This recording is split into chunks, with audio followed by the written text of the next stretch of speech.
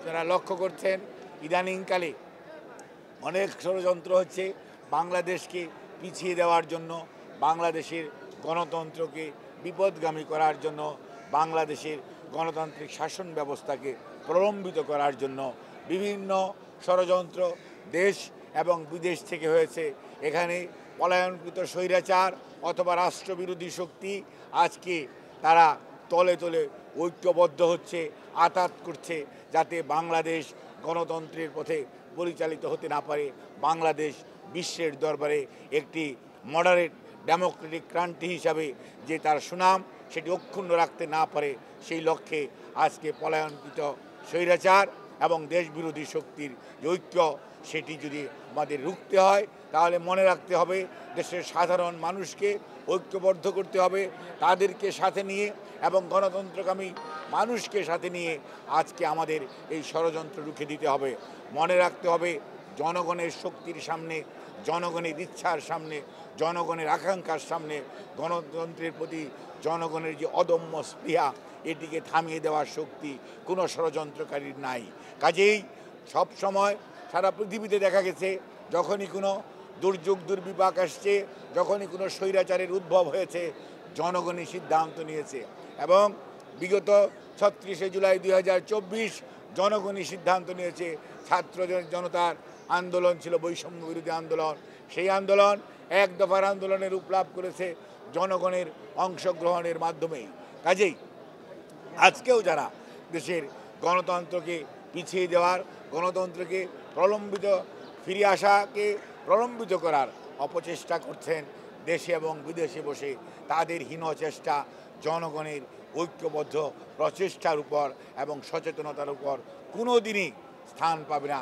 জনগণ শেষ বিচারে জয় হবে এবং জয় হবে গণতন্ত্রের, জয় হবে মানুষের অধিকার আদায়ের সংগ্রামের, এবং জনগণের সিদ্ধান্ত নেবে আগামী দিনের সংবিধান কি হবে, আগামী দিনের সংস্কার কী ধরনের হওয়া উচিত।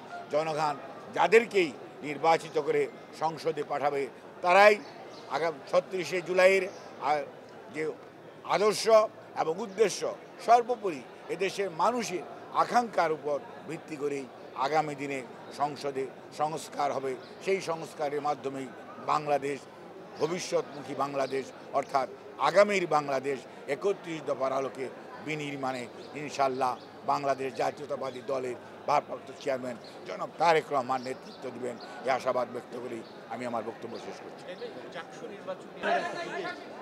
বিশ্ববিদ্যালয় সমূহের মধ্যে যে সংসদের যে নির্বাচন হচ্ছে আপনারা দেখতে পাচ্ছেন, এটি নিয়ে গতকালকে যে জাকসু নির্বাচন হয়েছে সেখানে শুধু খালি আপনারা ছাত্রদলের কথা কেন বলেন, সেখানে বিভিন্ন প্যানেল, স্বতন্ত্র প্রার্থী, ইভেন শিক্ষকরা পর্যন্ত নির্বাচন থেকে অনেকেই সরে দাঁড়িয়েছেন। নিশ্চয়ই সেখানে কোনো না কোনো কারণ আছে। কাজেই আমার বক্তব্য থাকবে অত্যন্ত সুস্পষ্ট।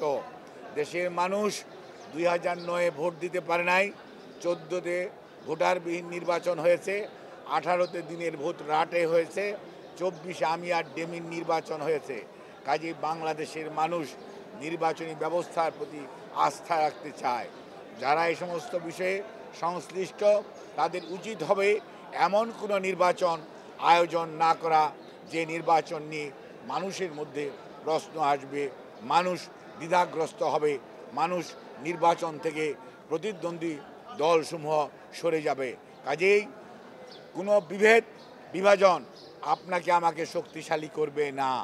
মনে রাখতে হবে ঐক্যবদ্ধভাবে থাকলেই তাহলেই স্বৈরাচার পালিয়েছে, স্বৈরাচার ফেরত আসার পথ সুগম হবে না। কিন্তু কেউ যদি স্বৈরাচারকে পুনর্বাসিত করতে চান তাহলে এই ধরনের প্রহসনমূলক ব্যবস্থার আয়োজন করবেন, যেটি সত্যিকার অর্থে শেষ বিচারে ভালো বলে পরিগণিত হবে না। কাজেই এখনও সময় আছে। সবার প্রতি আহ্বান, আপনারা সবাই মিলে ঐক্যবদ্ধ হন। গণতন্ত্রের জন্য যারা লড়াই করেছেন তারা কোনো অবস্থাতেই বিভাজনের রাজনীতিতে যাবেন না, ঐক্যের রাজনীতিতে আসুন। জনগণের মনের ভাষা বুঝতে চেষ্টা করুন, জনগণের উপর দায়িত্ব দিন।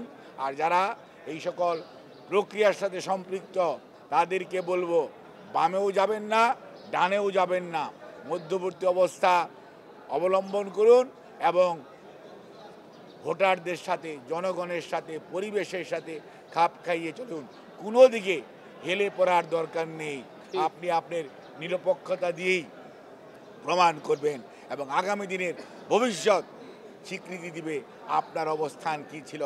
আমরা আর এই ধরনের কেউ নির্বাচন থেকে সরে দাঁড়াবে, নির্বাচনের সাথে সম্পৃক্ত কর্মকর্তারা, শিক্ষকরা সরে দাঁড়াবে।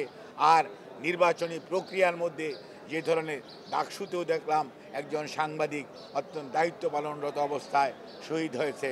গতকালকে দেখলাম ভোট গণনার সময় একজন শিক্ষক ইন্তেকাল করেছে।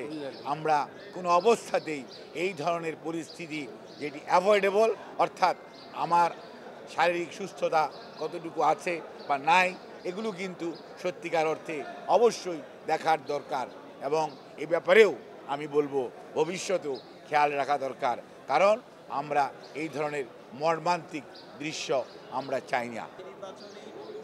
আপনি একটি বায়াস প্রশ্ন করেছেন, কারণ আপনি শুধু খালি ছাত্রদলকেই দেখেন, আপনি আর 5টি প্যানেলকেও দেখেন নাই এবং আপনি স্বতন্ত্র প্রার্থীদেরকেও দেখেন নাই, আপনি ইলেকশন কমিশনের কর্মকর্তাদেরকেও দেখেন নাই। কাজেই আপনার এ ধরনের প্রশ্ন আরও মানুষকে বিভাজিত করবে। সাংবাদিক মানুষ, আমি আপনাকে অনুরোধ করব, আপনি যখন প্রশ্ন করেছেন আমি কোনো ক্রস করি নাই। আমি যখন কথা বলবো আপনি ক্রস করবেন না। এবং আমি আপনাকে স্পষ্টভাবে বলে দিতে চাই, আপনারাও যারা গণমাধ্যম কর্মী, আপনাদের যথেষ্ট ভূমিকা ছিল, আছে এবং ভবিষ্যতেও থাকবে। কিভাবে দেশকে, গণতন্ত্রকে ধরে রাখা যায়, প্রাতিষ্ঠানিক রূপ দেওয়া যায়, সেই জন্য আপনারাও যার যার অবস্থান থেকে দলীয় কোনো আনুগত্য না, দেশের মানুষের প্রতি আনুগত্য থেকে দায়িত্ব পালন করবেন।